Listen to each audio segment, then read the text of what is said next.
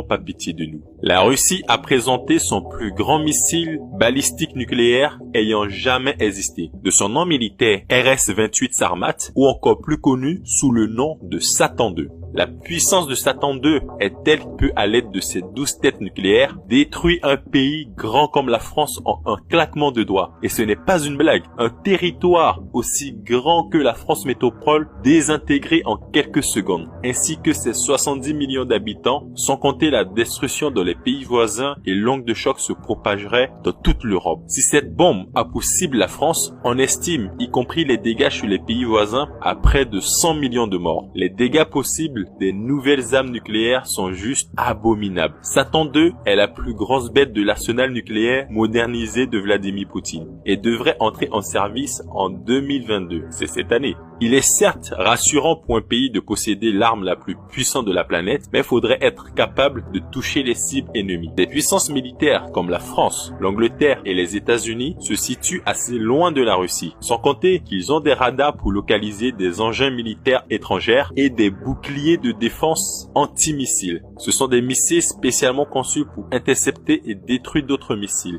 Mais c'est là que Satan II est très dangereux, voire invincible, voire invulnérable. Cette arme de 208 tonnes a une portée, à prêter vos oreilles, de plus de 18 000 km. Depuis Moscou, il est capable de toucher n'importe quel point sur la Terre. Aucun pays au monde n'est à l'abri. Même pas si vous vous abritez dans le coin le plus reculé du pôle Nord, du Sahara ou de l'Amazonie. Tous les pays européens, y compris les États-Unis, sont vulnérables à ce missile. En plus de sa puissance et de sa portée, il est équipé d'une technologie furtive pour tromper tout type de système radar ennemi. Même les radars russes sont incapables de le détecter. Il est juste un fantôme. Mais le pire n'est pas là. Aucune technologie de défense antimissile ne serait en mesure de l'arrêter. C'est un missile hypersonique de vitesse Mach 20, soit 20 fois la vitesse du son. C'est égal à plus de 25 000 km/h. Il est si rapide que aucun missile au monde ne peut l'intercepter. Il pourrait faire le trajet Moscou-Londres en 6 minutes et les trajets Moscou-New York en 14 minutes seulement. La présentation de cette arme a rendu obsolètes tous les boucliers de défense anti-missiles. Ils sont devenus totalement inutiles. En théorie, aucun missile de défense ne pourrait arrêter cette arme nucléaire avant qu'elle ne touche sa cible.